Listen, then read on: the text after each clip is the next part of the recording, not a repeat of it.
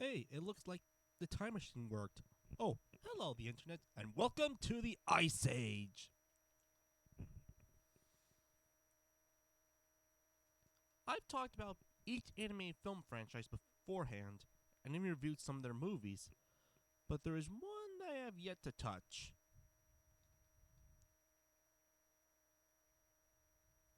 A film franchise that has gained success and popularity, but not really as beloved as Shrek or Toy Story, and that series is Ice Age. Created by the defunct Blue Sky Studios, Ice Age is not only their most popular film franchise, but also one of the most popular anime franchises of all time with 5 films, not counting the Butt Cluck Wild film, 2 specials, and even some shorts. And it's time I get to talk about one of them. But which one? Simple, we talk about the second in the trilogy, Ice Age the Meltdown. I know there are many people take time out talking about the first or third film, but I want to make things more organized and consistent before I jump into more movies. Maybe another time with the third. In this film, Manny the Mammoth, Sid the Sloth, Diego the Saber-toothed Tiger have just formed a friendship. Suddenly, they hear about the end of the world from con artist Fast Tony. At first, they assume it's all nonsense, but they soon realize that the ice is melting and that the valley will flood. So the herd and the rest of the valley head to find a boat that will hold them. Suddenly, Manny finds another mammoth called Ellie, who believes to be a possum due to being raised by her adoptive possum brothers, Crash and Eddie. Meanwhile, Sabretooth Scrat is trying to get his acorn as usual. I really like the first Ice Age. Sure, it's nothing mind-blowing, but it doesn't need to be, as it has its own charm that makes it enjoyable. It has a well-written story with good character development, well-developed main characters, and some good comedy and voice acting. With Ice Age the Meltdown, I found the film to be okay, not great, but nothing that awful and passable to sit through. Let's start off with the problems with this film. The sequel does feel like a rehash of the first film, with the gang going on a quest to somewhere, that being the edge of the herd with a boat. Only difference is that there's now new companions, and that the main threat is a flood. Another problem with this movie is that there are way too many filler moments that don't advance the plot. They are mainly for humor purpose than to tell a story.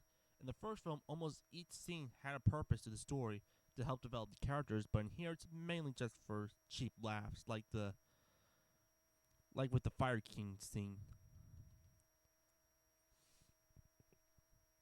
Speaking of which, the comedy in this film can be a mixed bag, where sometimes it can get a laugh, but other times the jokes are more passable at best and lame at worst, with some of the best guys going to scrap with his acorn antics.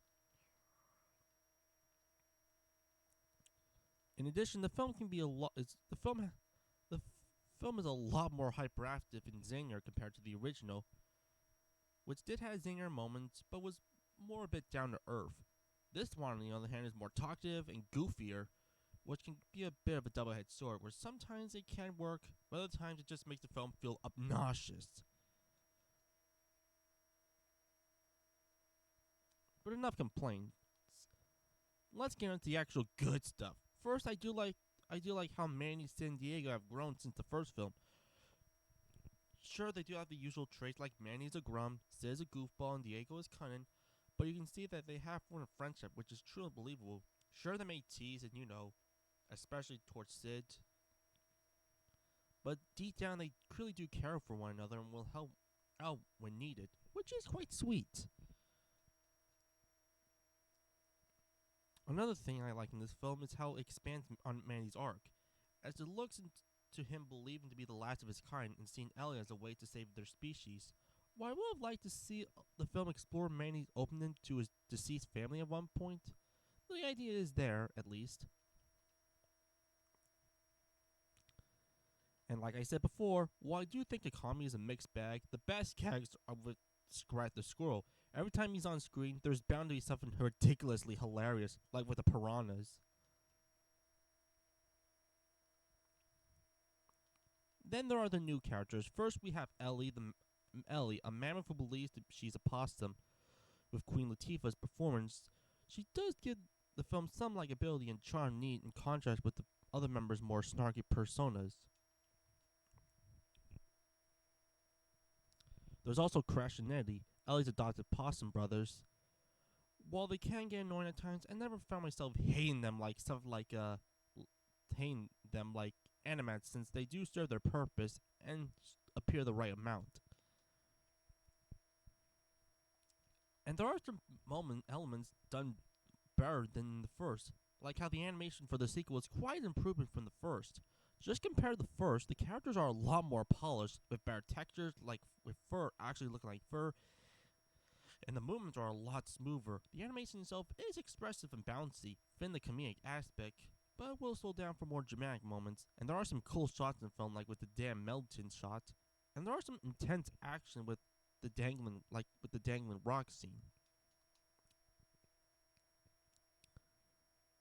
And of course, I have to talk about the score for this film, done by the legendary John Powell, because it is amazing. Along with the visuals, it's one of the few things done better than the first film, with some amazing music throughout the film that captures the world it's set in. Say what you will about this film, but one thing you can agree is that the music is awesome. Thank you, Johnny Boy. Ice Age: The Meltdown is at best a decent watch, where the writing and some comedy can do some fixing, but it does have some good elements like improved visuals, some funny moments, and some sweet moments, and amazing music. I give this a 7 out of 10. Definitely not a must watch, but if you're interested, then go give it a try.